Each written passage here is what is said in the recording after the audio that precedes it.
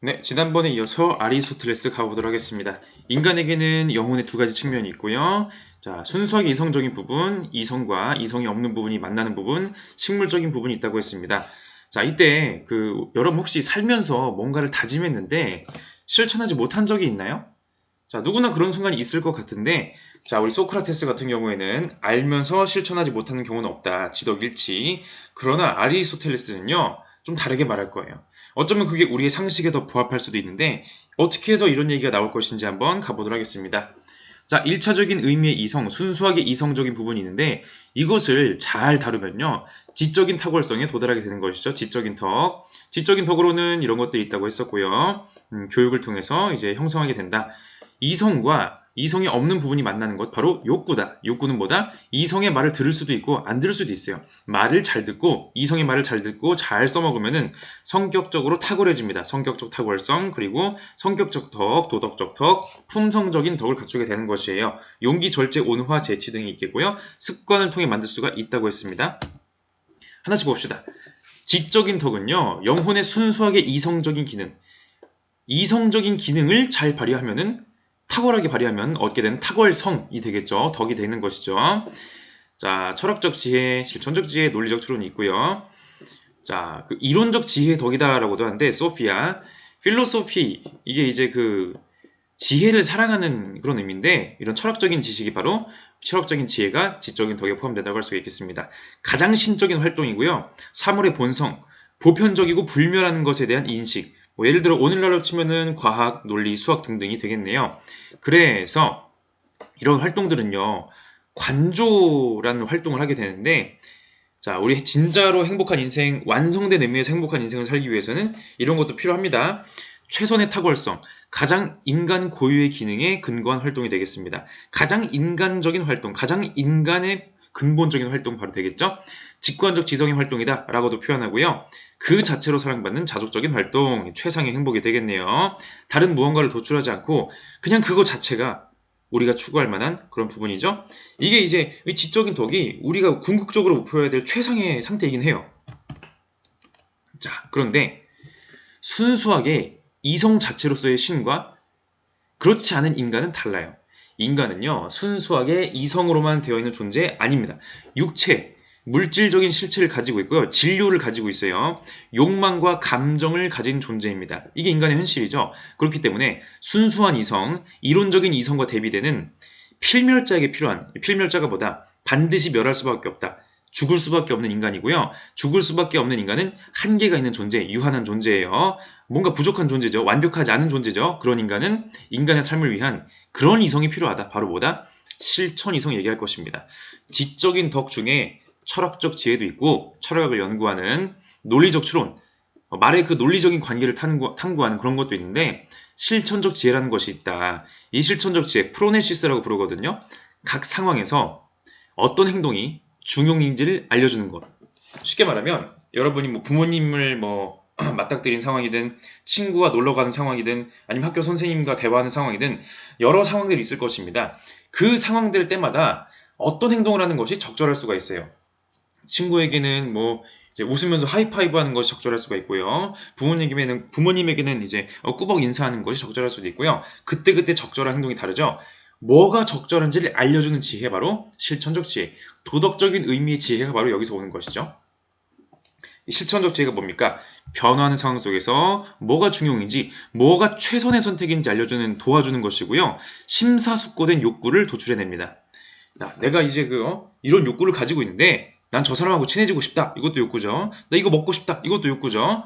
자, 뭔가를 먹고 싶은데 아무렇게나 먹으면 안 돼요. 그냥 눈에 보이는 대로 마구 먹는 거 아닙니다. 다른 사람과 식사할 때는요, 거기에 맞는 최선의 그런 행동이 있겠죠? 나라마다의 식사 예절일 수도 있고, 그 친구와 이제 있을 때 해도 될 말 있고, 하면 안 되는 말들이 있을 것이고, 그게 뭔지를 알려주는 역할입니다. 성격적 탁월성 형성에 직접적인 영향을 주죠. 그러니까 어떻게 행동해야지 그게 성격적 탁월성인지 알려주는 거예요. 알려주는 역할, 실천적 지혜, 프로네시스의 역할이 되겠습니다. 물론 이 알려주는 것을 잘 행하는지 마는지는 우리에게 달린 문제가 될 거예요.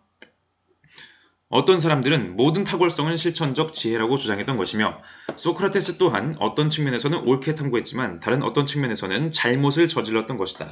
모든 탁월성들이 실천적 지혜라고 생각했다는 점에서는 잘못을 범했던 것이며 그것들이 실천적 지혜 없이는 있을 수 없다고 생각한 점에서는 옳게 이야기한 것이니까. 따라서 지금까지 논의한 것으로부터 실천적 지혜 없이는 좋은 사람이 될 수 없다는 것, 또 성격적 탁월성 없이는 실천적 지혜를 가진 사람이 될 수 없다는 것이 분명해진다. 자, 성격적 탁월성 뭡니까 이거? 도덕적인 덕이잖아요. 도덕적인 성격, 도덕적인 성향을 가지려면요. 무조건 뭐가 있어야 된다? 실천적 지혜가 무조건 있어야 돼요. 실천적 지혜는 성격적 탁월성의 필요 조건입니다. 근데 소크라테스 뭐라 했습니까? 필요 충분 조건. 실천적 지혜가 곧 성격적 탁월성이라 했어요. 지혜라는 하나의 덕만 갖추면 나머지 덕, 용기, 절제, 나머지 다 갖춘다고. 왜? 모든 덕은 지혜라는 이름 안에서 하나니까. 이렇게 생각했는데 아리스토텔레스 다릅니다. 실천적 지혜는 실천적 지혜고 다른 성격적 탁월성들은 다른 성격적 탁월성이다. 무조건 실천적 지혜가 알려주는 그 조언에 따라 행해야 되는 건 맞는데 실천적 지혜만 있다고 해서 되는 것은 아니에요. 중요하지만 이것만 가지고 되는 것은 아니다. 소크라테스가 말하는 지덕 일치에 대한 반대가 되겠네요. 자, 그래서 우리가 말하는 성격적인 탁월성, 도덕적인 덕 혹은 품성적인 덕은 바로 영혼의 감각과 욕구의 기능이 이성의 귀를 기울이고 이성의 명령, 무슨 이성? 이거 실천적 지혜 말하는 거죠.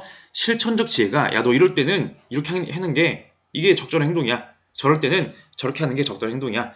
저럴 때는 저렇게 하는 것이 올바른 행동이야. 이걸 알려주잖아요. 그 명령을 따르는 것. 이게 바로 품성적인 덕이 되겠습니다. 한 번 따르는 게 아니라 여러 번 따르는 것이고요. 용기, 절제, 친절, 이제 긍지, 온화, 이런 것들이 있죠. 이런 것들이 이제 품성적인 덕, 성격적 탁월성의 예시인데, 이때 그 상황에서는 뭐가 용기고, 그 상황에서는 뭐가 절제고, 그 상황에서 뭐가 친절인지를 알려주는 것. 실천적 지혜가 뭐라고 알려준다? 중용이란 이름으로 알려줄 거예요. 중용은 뭐다? 과도함과 부족함 사이의 적절함. 이게 중용이고요. 성격적 탁월성은, 품성적인 덕은 중용을 특징으로 한다. 성격적 탁월성은 뭔가 적절한 상태, 적절한 중간이 바로 이것의 특성이라는 거죠. 봅시다. 두려움 및 대담함과 관련해서는 용기가 바로 중용이다. 대담함이 지나친 사람은 무모한 사람이고 두려움이 지나치고 대담함이 모자란 사람은 비겁한 사람이다. 그러므로 절제와 용기는 지나침과 모자람에 의해 파괴되고 중용에 의해 보존된다. 올바른 성격은요, 적절한 성격이에요. 적절한 성격은 극단적이지 않아요. 너무 과도하지도 않고요. 너무 모자라지도 않습니다. 자, 뭔가를 두려워하는 마음이 너무 커요. 두려움이 너무 커. 두려워해야 될 대상이 아닌데도 불구하고 너무 많이 두려워해. 그걸 우리가 뭐라 그런다? 비겁이라고 하고요. 두려워해야 되는 게 마땅한데 안 두려워하고요. 너무 무모해. 과도한 이제 자기 신뢰. 야, 나는 20m에서 떨어져도 아무 다치지 않고 무사할 거야. 나는 100m에서 떨어져도 무사하지 않고 괜찮을 거야. 이거 뭡니까? 이거는 만용이에요, 만용. 진짜 용기는 뭐다? 두려워할 것을 적당히 두려워하고 두려워하지 말아야 될 것을 적당히 두려워하지 않은 바로 그 적당한 중간의 상태가 바로 중용이 되겠습니다. 중용을 해야지 그런 덕의 이름을 갖게 되는 거예요. 정의도 중용, 절제도 중용, 용기도 중용, 인내심 이런 거 다 중용이죠. 자, 용감한 사람은 적절한 때 적절한 대상에 대해서 적절한 정도로 두려움을 느낀다. 두려움이 아예 0도 아니고 100도 아니에요. 따라서 중용은 산술적인 중간 상태가 아닙니다. 그때 자 뭐라 했습니까? 실천적 지혜는요. 그때 상황에 따라 적절한 중용이 뭔지 알려준다는 것인데 적절한 중용은 상황마다 다르다는 것이고 사람마다 다르다는 것이에요. 똑같은 행동이라도요. 어떨 때는 중용이고요. 어떨 땐 중용이 아니에요. 즉 중용이라는 것은 0부터 100까지 사이에 딱 50 이게 아닙니다. 어떨 땐 49, 어떨 땐 65, 어떨 땐 30 이런 것이 중용이라는 것이죠. 그때 달라요. 마땅히 그래야 할 때, 또 마땅히 그래야 할 일에 대해, 마땅히 그래야 할 사람들에 대해, 마땅히 그래야 할 목적을 위해서, 또 마땅히 그래야 할 방식으로 감정을 갖는 것은 중간이자 최선이며 바로 그런 것이 탁월성에 속하는 것이다. 라고 얘기해주고 있습니다.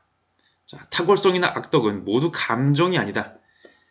여러분, 도덕적인 성격은요, 단순히 일회성 있는 감정을 말하는 게 아니에요. 실제로 그렇게 행동해서 살아가는 것을 의미합니다. 특정한 감정이 느껴지는 것보다는 그 느껴지는 감정, 예를 들어 두려움, 그 두려움에 어떻게 대응하며 살아가느냐에 따라서 중용이 될 수가 있고 안 될 수가 있는 것입니다. 그 적절한 기준 누가 알려준다? 실천적 지혜. 뭐가 중요한지 알려준다? 실천적 지혜. 자, 목록을 봅시다. 인간의 감정과 관련해서 두려움을 너무 안 느껴. 이걸 무모하다 그러고요. 혹은 만용, 두려움을 너무 많이 느껴요. 대담함이 모자란 거죠. 이걸 뭐라 그런다? 비겁이라 그런다.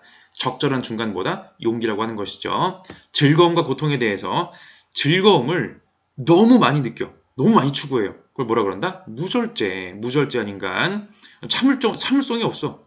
반면에 즐거움을 너무 몰라요. 그것도 안 됩니다. 목석 같다. 돌 같은 인간. 적절한 상태가 바로 절제. 노여움, 분노를 너무 많이 느낍니다. 분노 조절 장애죠. 분노를 너무 느낄 줄 몰라요. 여러분, 때로는요, 분노를 느낄 줄 알 때 느껴야 돼요. 우리 맹자 뭐라 했습니까? 마치 이제 그 수호지심, 불의한 상황에서 우리는요, 분노를 느끼는 게 당연합니다. 자, 어쨌든 적절한 분노, 온화가 되겠습니다. 이때 자, 글씨를 묘하게 한쪽으로 치우치게 써놨잖아요. 봅시다. 그런데 어떤 경우에는 그 모자람이 지나침보다 중간의 것에 더 많이 대입하고 또 어떤 다른 경우에는 지나침이 모자람의 중간의 것에 모자람보다 중간의 것에 더 많이 대입하기도 한다. 무슨 말이냐면은 굳이 얘기해보자면 용기는 비겁보다는 무모랑 좀 더 비스무리해 보인다는 것입니다. 흔히 두려움에 대한 저항, 적이 나에게 몰려올지라도 내가 용감히 맞서 싸우는 거, 이게 용기잖아요. 겉으로 보기엔요, 무모한 거랑 뭔가 좀 비슷해 보일 수도 있어요. 근데 엄밀히 말해서 다르다는 거. 절제는 뭐다? 무절제에서 흥청망청 막 하는 것보다는 차라리 목석 같은 면과 좀 더 비슷해 보인다는 것입니다. 온화함은 화를 많이 내는 것보다는 화낼 줄 모르는 모습하고 좀 더 비슷하게 보인다는 얘기를 하는 거예요. 자, 외적인 좋음, 재물, 돈을 너무 많이 써요. 이걸 낭비라 그러죠. 돈을 너무 안 써. 인색하다. 중간은 자유인다합니다. 재물 큰 규모에서는 자, 이제 또 품위 없음. 너무 많이 쓰면은 품위 없이 막 쓰는 거고요. 너무 이제 안 쓰면은 좀스러움. 그리고 이제 중간이 통이 크다라고 말하고 있죠. 명예. 요건 이제 중간에 이름이 없네요. 이름을 못 붙였나 보네요. 명예를 이제 너무 많이 추구하면 명예욕이 많다. 너무 많다. 명예를 너무 안 추구하면 너무 명예에 무관심한 거 아니야? 중요한 건 적당해야 된다는 것이고요. 큰 규모의 명예. 명예를 너무 많이 추구한다. 허영심. 자기가 가진 것보다 내 능력보다 내가 마땅히 받아야 될 평가보다 더 많은 평가를 받고 싶은 거예요. 더 좋은 평가를. 거기에 또 너무 관심이 없으면 포부의 자금, 소심함. 이 사람은 대통령이 될 만한 사람인데 그냥 집에서 가만히만 있는 거야. 이것도 문제가 있다는 거죠. 포부의 금이 중간이다. 사회적 삶에 있어서는요. 자, 진실됨과 관련해서 너무 지나치게 또 너무 과장하고 이러는 거 허풍이다. 진실을 너무 크게 만드는 거 과장 허풍. 너무 작게 만드는 것 자기 진실을 너무 조금밖에 말 안 해요. 실제 나의 능력은 100인데 이제 한 10밖에 말을 안 하는 거죠. 이거 자기 비하다. 이것도 적당한 게 아니다. 진실성이 적당하다는 것이고요. 굳이 말하면 자기 비하에 좀 더 가까운 거 아니냐? 이거 좀 겸손이란 말을 의미하는 것 같기도 하네요. 자, 즐거움에 관련해서는 너무 지나치게 즐거움을 추구한다. 저급한 익살이다. 너무 유머를 몰라. 촌스러움, 적당함이 재치. 일상적인 즐거움에서는 아첨이나 속없이 친화려함이 과도하고 뿌루퉁함이 과도하지 못하게 오히려 너무 적은 것이고 적당한 친애가 중간이 되겠네요. 부끄러움에 있어서는 숫기 없음이 너무 과하고 파렴치가 너무 그러니까 부끄러움을 몰라. 적당한 것은 적당한 상황에서 적당한 것에 부끄러워할 줄 아는 것이 바로 적당한 부끄러움이다. 자, 이웃의 상황을 너무 이제 믿게 보는 거죠. 시샘 그리고 심술 중간이 적절한 의분이다. 묘하게 네메시스 복수의 여신 이름이기도 하네요, 그죠? 자, 어쨌든 중용은요 이런 식으로 상황에 따라서 실천적 지혜가 판단해주는 적절한 중간인데 봅시다. 우리와 관련된 중용은 모든 사람에게 하나가 아니고 동일하지도 않다. 예를 들어 10은 많고 2는 적다면 사물과 관련된 중용으로 6을 취한다. 그러나 우리와 관련된 중용은 이런 식으로 취해서는 안 된다. 어떤 얘기는 10근의 음식물은 먹게 많고 2근의 음식물은 적다고 해서 운동을 지도하는 자가 모든 사람에게 6근의 음식을 먹으라고 지시하지는 않을 것이기 때문이다. 사람마다 다르고 상황마다 다르고 그때그때 다르다. 왜냐하면 육군의 음식물은 노련한 레슬링 선수에게는 적겠지만 운동을 막 시작한 초보자에게는 많을 것이기 때문이다. 자, 이거 뭐 고대에도 이런 영향학을 자, 뭐다? 그때그때 다르다. 그때그때 뭐가 적절한지 뭐가 중용인지 누가 알려준다? 실천적 지혜가 알려준다는 점을 다시 한번 확인해 봅시다. 하나 더 봅시다. 모든 행위와 겪음이 중용을 받아들이는 것은 아니다. 인간의 어떤 행동이나 어떤 감정들은요, 중용이라고 부를 수 없는 것들이 있어요. 어떤 경우에는 그냥 무조건 나쁜 거예요. 적당한 중간이 없습니다. 그냥 그거 자체로 나빠요. 왜냐하면 어떤 것들은 곧장 악행과 결부되는 이름을 가지고 있기 때문이다. 예를 들어 앙심, 파렴치, 시기, 그리고 행동의 경우에는 간통, 도둑질, 살인 같은 것이 그런 것이다. 왜냐하면 이들 모두와 비슷한 것들은 그것의 지나침과 모자람이 아니라 오히려 그것들 자체 때문에 그냥 이게 나쁜 거라는 거예요. 나쁜 것이라고 말해지는 것이기 때문이다. 그러므로 이런 것들에 관련해서 우리는 결코 옳을 수 없으며 언제나 잘못을 저지르는 것이다. 오히려 이런 것들 중에 하나를 행하는 것은 무조건적으로 잘못을 저지르는 것이다. 악덕은 뭐냐면요. 중용이 없어요. 여러분, 적절한 간통. 적절한 간통이 뭐예요 도대체? 적절한 도둑질, 적절한 살인, 적절한 파렴치 그런 거 없다는 거예요. 과도한 파렴치, 너무 적은 파렴치 아닙니다. 간통? 그냥 하면 무조건 나쁜 거예요. 여기에는 중용이라는 것이 아예 성립이 안 된다는 얘기를 하고 있습니다. 자, 그래서 이런 내용들을 바탕으로 봤을 때, 자, 소크라테스의 주장을 또 극복하고자 하는 아리스토텔레스의 입장을 우리가 좀 더 볼 필요가 있거든요.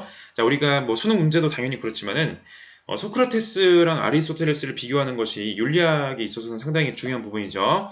뭐 형이상학이라든지 다른 데서는 플라톤하고 비교하는 것들이 또 많이 또 의미가 있겠지만은 여기선 소크라테스와 한번 비교를 해보도록 하겠습니다. 자, 소크라테스 지덕일치 주장했었죠. 악행은 뭐다?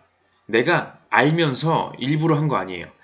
조금이라도 잘 모르는 게 있기 때문에 한 거죠. 악행은 뭐다? 무지에 의한 것이다. 자발적인 게 아니라 비자발적인 것이다. 진짜로 알면서도 자발적으로 악을 선택하는 인간은 없습니다.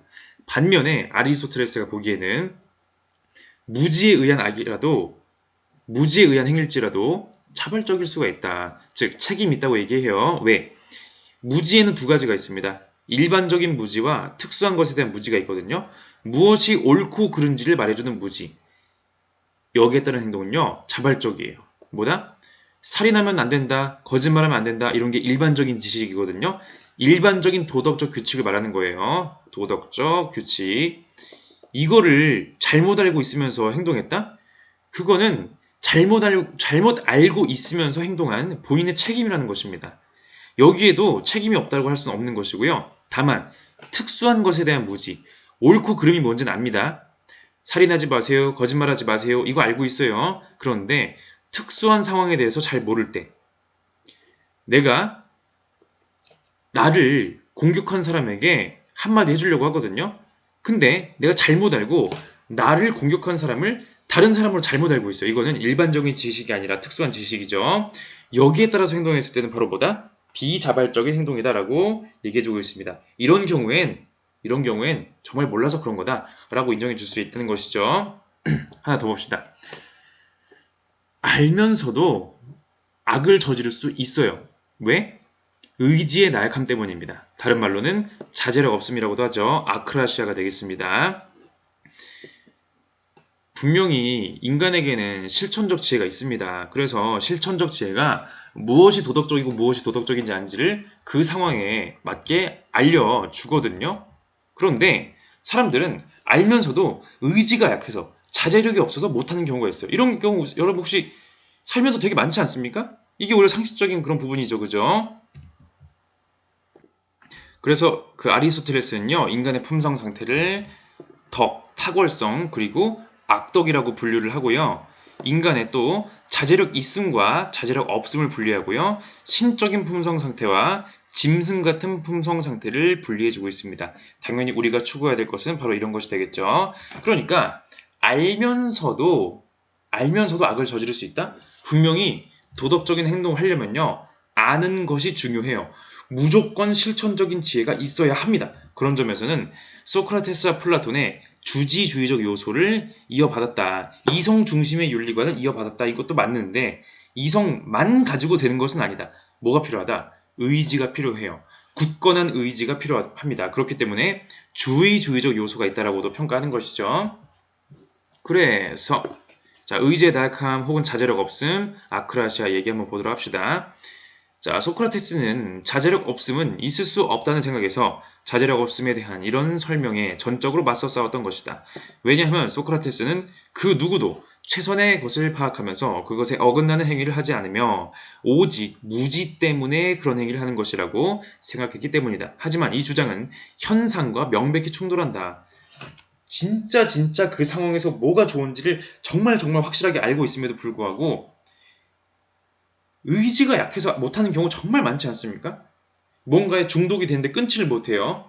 담배 피는 사람들이 끊고 싶어 하더라도 잘 안 끊어지잖아요. 왜? 중독 때문에 그런 거예요. 담배가 나쁘다는 거 몰라서 그렇습니까? 아니죠. 자제할 줄 아는 사람과 이성적으로 따져서 헤아린 것을 끝까지 지키는 사람은 같은 사람인 것처럼 보이고 자제력 없는 사람과 이성적으로 따져서 헤아린 것을 실천적 지혜가 말해준 것을 중용이 뭔지를 말해준 것을 쉽게 포기하는 사람도 같은 사람처럼 보인다. 뿐만 아니라 자제력 없는 사람은 자신이 하는 행위가 나쁘다는 것을 알면서도 감정 때문에 그것을 하는데 반해 자제할 줄 아는 사람은 자신의 욕구들이 나쁘다는 것을 알면 이성 때문에 그것을 따르지 않는다. 자, 감정과 욕구. 자, 감정과 이성이 있는데 둘이 갈등할 때 감정을 따라가는 사람, 자제력 없는 사람, 이성을 따라가는 사람, 자제력 있는 사람이 되는 거예요. 자, 이때 좀 더 봅시다. 자제력 없음하고 무절제함은 여러분 좀 구분하실 필요가 있거든요. 용어 헷갈리지 마십시다. 자제력 없음, 즐거움을 의식적으로 추구하지 않았지만 결국 그렇게 되는 경우 그러니까 내가 뭔지 알아.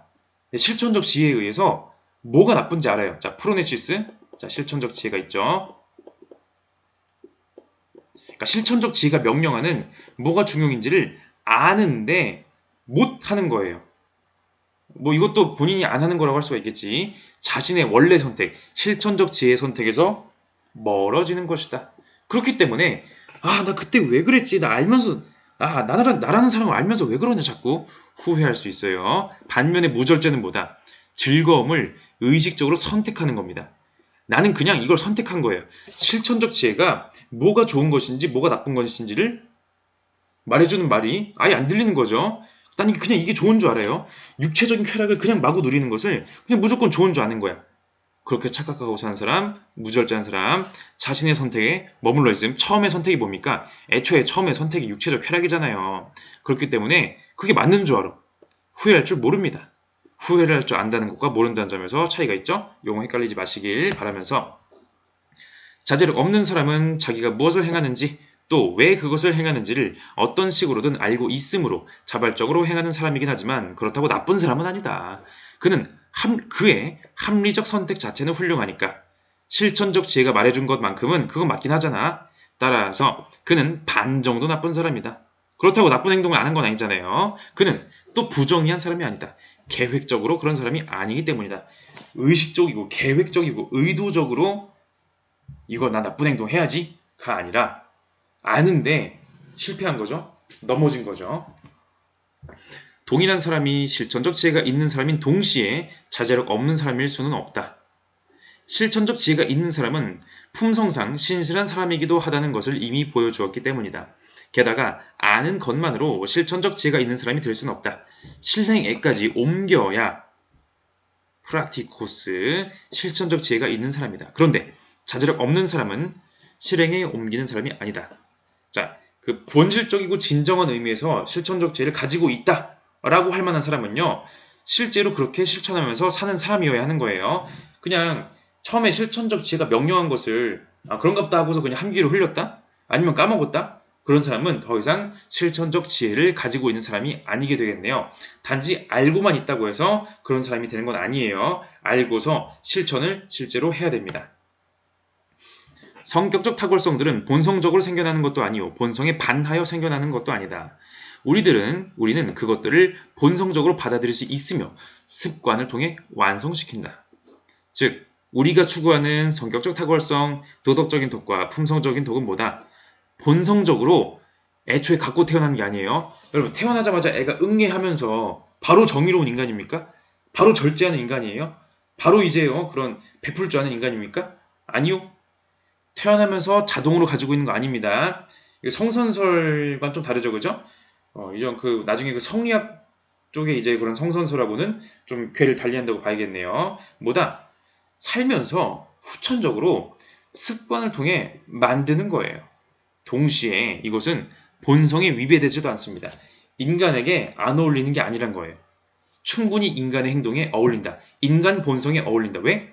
인간 고유의 기능인 이성, 그 이성 실천적 지혜가 명료한 것이니까 인간 고유의 기능과 어울린다는 점. 자, 목적과 기능에 부합한다. 성악설도 아니네요. 자, 그래서 우리는 이 행동들을 습관화할 필요가 있습니다. 한 번 했다고 되는 거 아니에요. 여러 번 하셔야 됩니다. 도덕적인 행동은 여러 번 하셔야 도덕적인 사람이 되는 것이구나. 저 사람은 도덕적인 사람이구나라고 그 사람의 인격과 인품을 평가할 수가 있는 것입니다.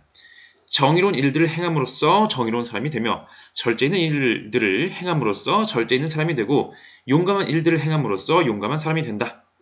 따라서 어린 시절부터 쭉 이렇게 습관을 들였든지 혹은 저렇게 습관을 들였든지는 결코 사소한 차이를 만드는 것이 아니다. 그것은 대단히 큰 차이, 아니 모든 차이를 만드는 것이다. 자, 3살 버릇 여든 간다는 말도 있고 처음에 우리 선을 그어봅시다. 이 방향으로 가는 인생이 있어요. 여기서 처음에 약간 비껴서 가봅시다. 약간만 비껴서 가면 갈수록 그 인생의 거리는 멀어지죠. 도덕적인 인생과 도덕적인 인생에서 벗어나는 인생, 그것은 나중에 차이가 크다는 것이고, 왜 크다? 습관 때문에. 정의로운 행동을 계속 쌓아간 사람과 부정의한 행동을 계속 쌓아간 사람, 그 인생은 완전 하늘과 땅 차이라는 것이에요. 그러니까 여러분이 평소에 하는 행동 하나하나를 유심히 검토하셔야겠죠? 자, 그래서 이렇게 말하죠. 자, 한 마리의 제비가 온다고 봄이 오지 않는 것처럼 우리가 축복받거나 행복하게 되는 것은 하루나 짧은 시간에 이루어지는 것이 아니다. 그런 성격, 그런 탁월성, 그런 덕을 갖추는 것은 여러 번, 많이 하셔야, 평생 하셔야 그렇게 된다는 것이고요. 제비 한 마리 왔다고, 야, 봄이다, 이제부터 겨울옷 다 집어넣어. 아니죠. 제비들이 많이 날아다녀야 봄이 확실하구만 하고 알 수 있는 거죠. 사람도 도덕적인 행동 한 번 했다고 해서 저 사람 도덕적이야, 저 사람 용기 있어, 이렇게 말해주는 거 아니라는 겁니다. 자, 육체적인 즐거움을 삼가고 이러한 삼감 자체에서 기쁨을 느낀 사람은 절제 있는 사람이고, 이를 답답해하는 사람은 무절제한 사람이며, 무서운 것들을 견뎌내고 그런 일에서 기쁨을 느낀 사람, 혹은 적어도 고통을 느끼지 않는 사람은 용감한 사람이며, 거기서 고통을 느낀 사람은 비겁한 사람이기 때문이다. 성격적 탁월성은 뭐다? 즐거움과 고통에 관련한다. 최고로 덕이 있는 삶은 뭔지 아세요? 가장 덕이 있는 인생은요, 덕을 마지못해 어쩔 수 없이 그게 옳으니까 내가 진짜 하기 싫은데 내가 억지로 했다, 이게 아니라 그 덕을 즐겁게 해야 하는 사람, 그 덕을 통해서 행복을, 쾌락을 누리는 사람이 오히려 가장 덕이 있는 사람이다 라는 것이죠. 정의로운 일을 하면서 정의로움의 기쁨을 느껴야 정의로운 사람이지, 마지못해 한 사람이 정의로운 사람, 진정한 의미에서 정의로운 사람이 할 수 있겠습니까? 물론 마지못해서라도 하는 게 더 나아요. 그렇게 하다 보면은, 그렇게 습관을 쌓아가다 보면은 정의로운 일만으로도 즐거운 사람이 되는 것이죠. 마치 공자가 이제 이런 말 했었잖아요. 노인이 돼가지고 난 내가 하고 싶은 대로 했는데 그 하고 싶은 행동들이 도에 부합하더라. 나의 인생 자체가 그 도에 부합하는 인생, 도덕에 부합하는 인생이 되어버렸기 때문에 내가 원하는 것이 곧 도덕이 원하는 것과 일치해버리는 것이죠. 이게 나중에 칸트에 가서는, 칸트는 뭐라 그러냐면은 선한 의도와 선한 의지, 선한 동기와 그 결과를 분리하면서, 결과가 나쁨에도 불구하고 내가 기쁨을 느끼지 못함에도 불구하고 심지어 내가 괴롭지만 그럼에도 불구하고 도덕적인 행동을 했다? 야, 이거야말로 진짜 빛나는 도덕 아니냐? 이런 식으로 봤지만 아리스토텔레스는 달라요. 내가 그걸 하면서도 즐거워해야 그게 진짜 경지인 거예요. 자, 여기까지가 이제 아리스토텔레스의 기본적인 개인 윤리의 내용이었고요. 자, 아리스토텔레스의 그런 공동체 구성원으로서 행복 얘기까지 이제 간략하게 다뤄볼게요. 이걸 왜 다루냐면은 아리스토텔레스는 기본적으로 폴리스 단위의 삶을 살았던 사람이고, 폴리스를 떠난 개인이 혼자 행복할 수 있다는 것을 부정하는 것이죠. 애초에. 자, 개인이 뭡니까? 인디비주얼, 디바이드, 나누다. 개인은 나눌 수 없는 정치 공동체의 기본 단위예요. 그런데 이런 식의 개인의 행복, 개인의 자유 이런 거 얘기하는 거 있잖아요. 이거는 더 먼 뒤 시대 얘기입니다. 근대에 가서야 이런 얘기들이 일반화되는 거죠. 이때는 뭐다? 기본적으로 나는 공동체의 일부분이에요. 그래서 이제 아리스토텔레스의 정치 사상을 공동체주의적이다라고도 하고, 뭐 일각에서는 이제 공화주의적이다라고도 하는데, 어쨌든 인간의 최고선은 뭡니까? 행복이잖아요. 행복하고 싶어요. 근데 행복을 위해선 나 혼자 덕을 갖춘다고 해서 되는 것이 아니고요. 사회 속에서, 공동체 속에서 살 때, 공동체 속에서 누리는 기쁨, 공동체 속에서 느끼는 행복이 그게 완전한 행복, 진짜 행복이 되겠습니다. 정치의 목적이 뭡니까? 인간적인 좋음, 굿, 공동선이에요. 정치 자체가 인간의 좋음을 위해서 존재하는 것이고요. 인간을 좋게 만들려고 존재하는 거고요. 공동체적인 삶이 없이 나 혼자 완전한 행복 불가능하다. 자, 우리 정치학이라는 책 봅시다. 그 니코마코스 윤리학에서도 이제 그런 정치와 개인의 윤리를 연결해주는 지점이 나오는데, 애초에 분리가 되어 있지 않은 것일 수도 있고요. 모든 국가, 폴리스는 분명 일종의 공동체이며, 모든 공동체는 어떤 조음을 실현하기 위해 구성된다. 조음을 실현하기 위해 있는 거예요. 공동체가 야 우리 그냥 한번 공동체 만들어 볼까? 그냥 만들어진 거 아니고요. 우연히 만들어진 거 아니고요. 조음을 위해서 있는 거예요. 마치 가위의 목적이 있고 의자의 목적이 있듯이 인간에게도 목적이 있듯이 공동체에도 고유의 목적이 있죠. 무릇 인간 행위의 궁극적 목적은 조음이라고 생각되는 바를 실현하는 데 있기 때문이다. 그렇듯 이렇듯 모든 공동체가 어떤 조음을 추구하는 것이라면 모든 공동체 중에서도 으뜸가며 다른 공동체를 모두 포괄하는 공동체야말로 분명 으뜸가는 조음을 가장 훌륭하게 추구할 것인데, 이것이 이른바 국가도는 국가 공동체이다 라고 말해주고 있는데, 가장 으뜸가는 공동체가 어떻게 발생했다? 국가의 기원은 가족 확대설인데, 요거는 대단원 4에서 나올 만한 포인트라서 간단하게 짚고만 넘어갈게요. 자, 우리 공동체는 뭐다? 가정에서 출발해가지고요. 가정이 모여서 마을이 되고요. 마을이 모여서 국가가 되는 것이다. 완전한 자급자족의 단계의 국가가 되는 것이에요. 즉, 국가 단계에 이르러서야 그 국가 체계 안에서 우리가 자급자족할 수가 있고 행복할 수가 있다는 것입니다. 자, 국가는 단순한 생존을 위해 형성되지만 훌륭한 삶을 위해 존속하는 것이다. 따라서 이전 공동체들이 자연스러운 것이라면 모든 국가도 자연스러운 것이다. 국가는 이전 공동체들의 최종 목표, 텔로스이고 어떤 사물의 본성, 피지스는 그 사물의 최종 목표이기 때문이다 라고 얘기해주고 있습니다. 그래서 인간은요, 본성적으로 태어날 때부터 당연히 정치적 동물이에요. 사회적 동물이에요. 정치와 사회 없이 인간은 존재할 수가 없다는 것입니다.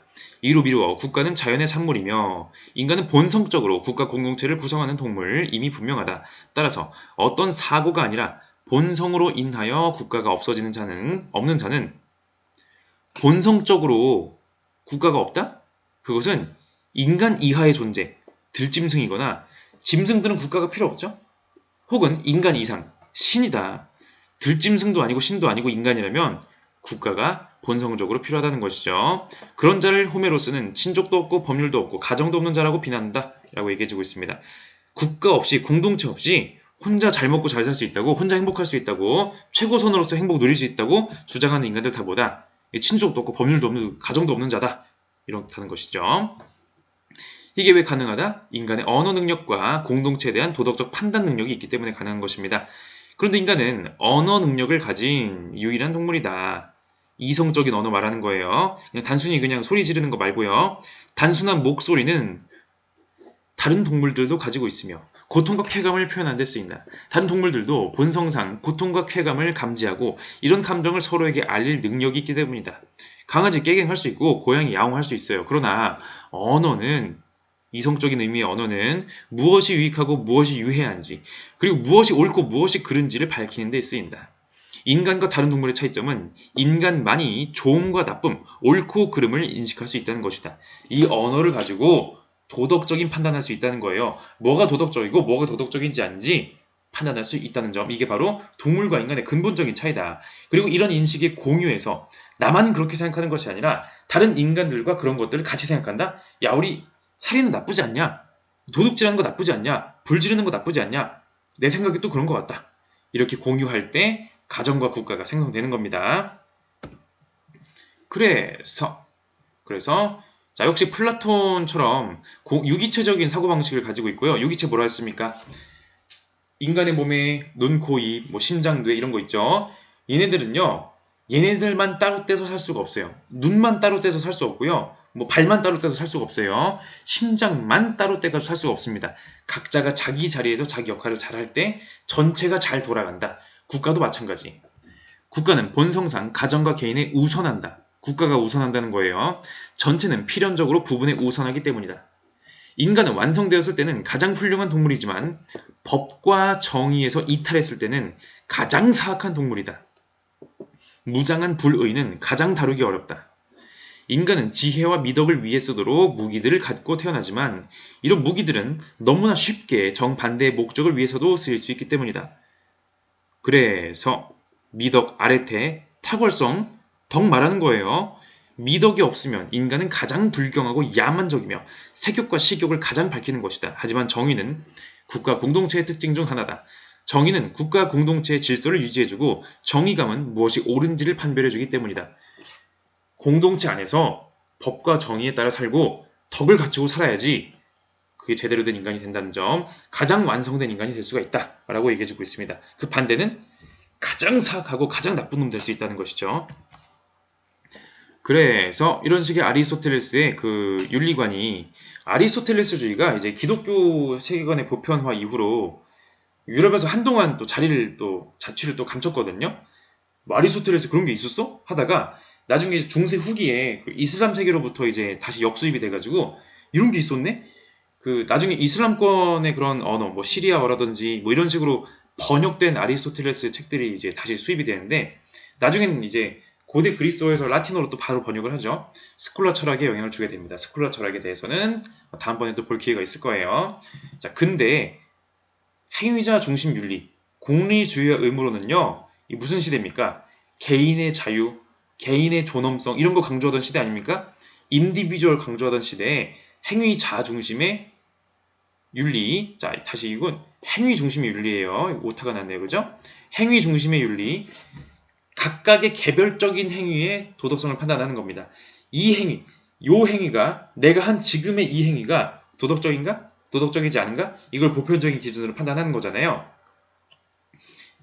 근데 이게 행위자를 중심으로 판단하다 보니까 자꾸 헷갈리네요. 행위 중심으로 판단하다 보니까 그 행위를 하는 행위자, 그 사람의 도덕적 성품에 대해서는 관심을 갖지 않았다는 것이고요.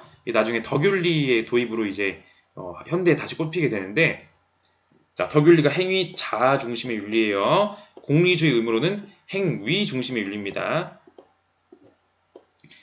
근데 이제 그 예전에 교육과정에서는 그 덕윤리 내용도 다루긴 했었는데 요새는 이제 교육과정 내용을 좀 다이어트 하느라고 이제 줄여놔가지고 이런 게 있다라고만 알아두시면 좋을 것 같아요. 자, 그래서 플라톤과 아리스토텔레스, 우리 라파엘로의 아테네 학당이라는 그림에 같이 이제 나란히 그려져 있지만 서로 다른 걸 얘기하고 있죠. 플라톤 하늘을 가리키고 있습니다. 뭡니까? 이상주의적 입장. 아리스토텔레스 땅을 가리키고 있네요. 손바닥이 현실을 가리키는 입장이다. 현실 세계에 진리가 있다는 인식. 그래서 구체적인 윤리 문제는 어떻게 해결할 수가 있다? 현실적으로 해결할 수가 있다. 현실에 구체적 윤리 문제에 지침이 있다라는 것이고요. 그래서 이런 사상들이 나중에 다양한 또 사상가들에게 또 많은 영향을 주었다. 뭐 당연한 얘기고. 자, 어쨌든 그럼에도 불구하고 플라톤과 아리스토텔레스는요 고대 그리스 사상 아테네에서 이제 발전한 사상으로서의 공통점을 가지고 있다. 덕 있는 삶을 살 때 행복한 삶을 살 수 있다. 다시 말해서 덕이 없으면요 행복한 삶이 없어요. 행복한 삶을 산다는 것은요 덕이 있다는 것이에요. 덕은 뭐다? 행복한 삶을 위한 필요 조건이 되겠습니다.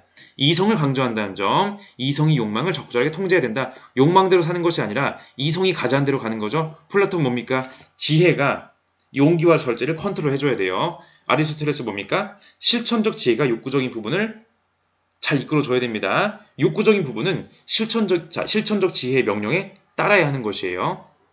그런 점에서는 공통점이 있고요. 나중에 그 그리스도교 사상가들 이제 아우구스티누스랑 토마스 아퀴나스 얘기할 때 이 각각이 한 명씩 나올 겁니다. 자, 그래서 이 정도로 아리스토텔레스의 내용 한번 보았고요. 자, 다음은 또 이제 또 그 아리스토텔레스의 제자였던 그 알렉산드로스 대왕이 죽고 나서의 이야기를 이어서 다뤄보도록 하겠습니다. 감사합니다.